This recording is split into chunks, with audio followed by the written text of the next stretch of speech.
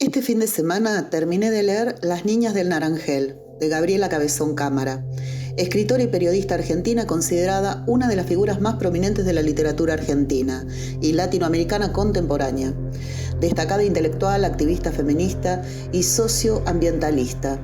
Con anterioridad a esta publicó dos novelas, La Virgen Cabeza, en el 2009, que la leí hace ya tiempo y que le valió el reconocimiento literario continental, y Las Aventuras de China Iron, 2017, que todavía no la leí, cuya versión al inglés fue nominada al prestigioso Premio Booker Internacional.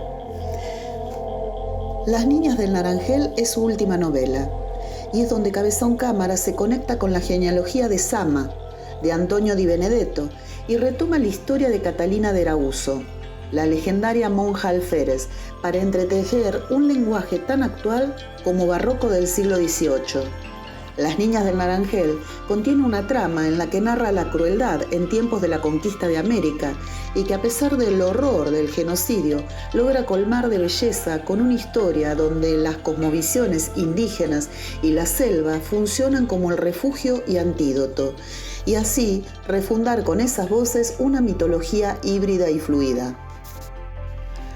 Un jote sobrevuela sobre el cielo misionero y en su trayecto el ave carroñera va delineando la amenaza sobre los personajes que recorren la selva. El protagonista de esta novela es Antonio, pero un cuarto de siglo antes fue una niña vasca, Catalina, que desde los 4 años vivió como novicia a cargo de su tía, que tenía un alto puesto religioso en la congregación. A los 15 se fuga del convento y durante la huida confecciona con telas y restos de su vestidura un traje de hombre. Por la selva misionera, a Antonio lo acompañan 2 niñas guaraníes, Michi y Mitacuña, tan desnutridas y a la vez tan voraces por hacer preguntas. Ellas fueron rescatadas por motivos equivocados. Los 3 habían escapado de un cuartel junto a 2 monos que las niñas bautizan Tecaca y Cuaru. Caca y pis en guaraní. También en este escape los acompaña una perra que encontró junto a la pequeña Michi. La llaman Roja.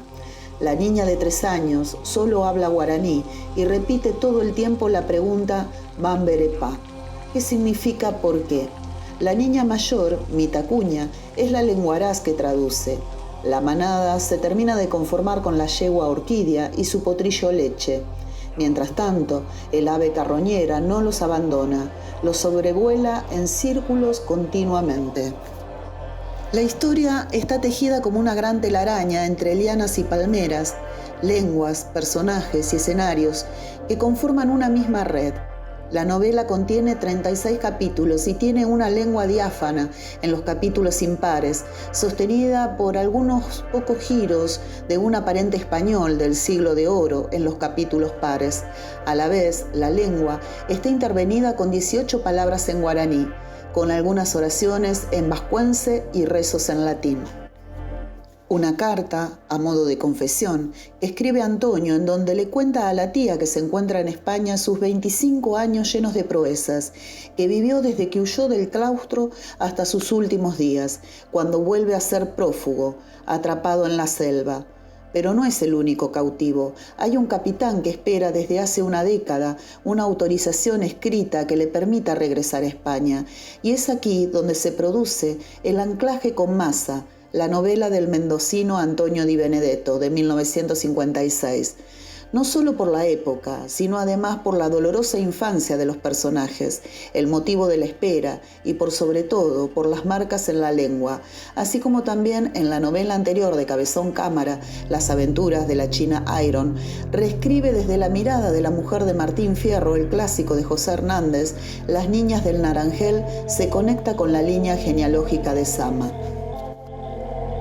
Antonio o Catalina, que fue arriero, tendero, soldado, grumete y paje, está sostenido por la carta en la que él comparte sus vivencias con su tía, expresando un cálido recuerdo por los cuidados que recibió cuando era niño.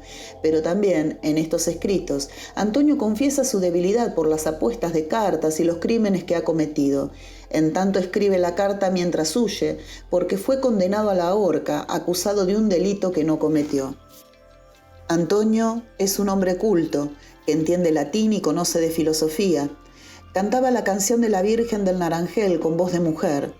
Ignacio, el capitán que espera regresar a España, y también es vasco, escucha a Antonio en su celda, se conmueve y no solo lo libera, sino que lo convierte en su asistente.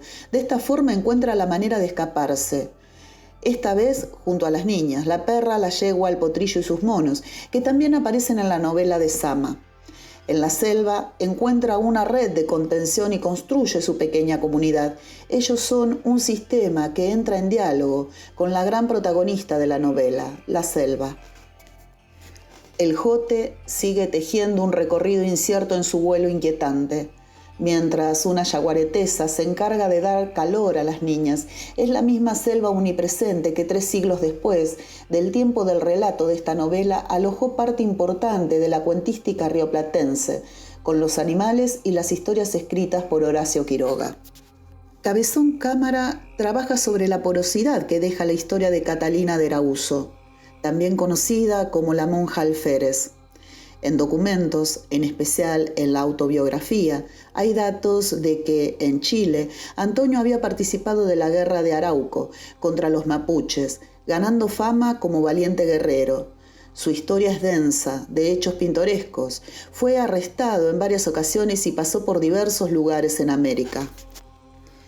En 1623 fue detenido en Perú para evitar su castigo. Reveló al obispo que era una mujer. Después de un examen que confirmó su género y virginidad, el obispo la protegió y la envió a España. El rey Felipe IV lo recibió y le permitió mantener su rango militar. El Papa Urbano VIII lo autorizó a seguir vistiendo como hombre. Su historia se hizo famosa en Europa y se convirtió en una celebridad. Luego regresó nuevamente a América, donde se pierde su rastro. En este agujero negro de la historia de Antonio de Erauso, Cabezón Cámara reconstruye el final de su vida. Antonio promete devolver a las niñas sanas y salvas a sus familiares guaraníes, una promesa que podrá ser consumada si la Virgen del Naranjel cumple su deseo, siempre y cuando el jote no lo determine antes del final de su armonioso vuelo sobre la selva. Con la voz de Antonio confluye también el tono político y estético de la conquista, la tradición católica occidental, el siglo de oro, la gramática de la moral, los colonizadores y la violencia. Dice Gabriela Cabezón Cámara en una entrevista que este tipo de historias siempre fueron contadas desde el ojo europeo e inmersa en una educación muy colonizada. Recuperar el relato de los asesinados fue un objetivo en donde además la mirada del colonizador nos constituye y también nosotros tenemos mirada de colonizados. Muchos de los pensadores más importantes de Argentina se están refiriendo a los pensadores europeos y casi nunca a un pensador local, y mucho menos a alguien de las culturas originarias. Dice Cabezón Cámara, si ves el mundo a través de los ojos de un europeo, siempre somos una deformación. Tenemos que poder pensar desde otro lado, desde el nuestro, de manera situada. Puedo decir que Las niñas del Naranjel me conmovió muchísimo, no solo porque soy descendiente de pueblos originarios mediante linaje materno, de aymaras y camiares, sino que además me conmueve mucho esa comprensión de espacialidad que abre la autora y que así entrelaza la lucha de género y feminismo a esa espiritualidad antigua, sabia y pacífica de unión en la naturaleza. La selva, nombre que lleva mi hija. Los dejo hasta aquí, ojalá puedan leerlo, es una novela admirable. Gracias por escucharme hasta aquí y nos encontraremos en nuestra próxima lectura.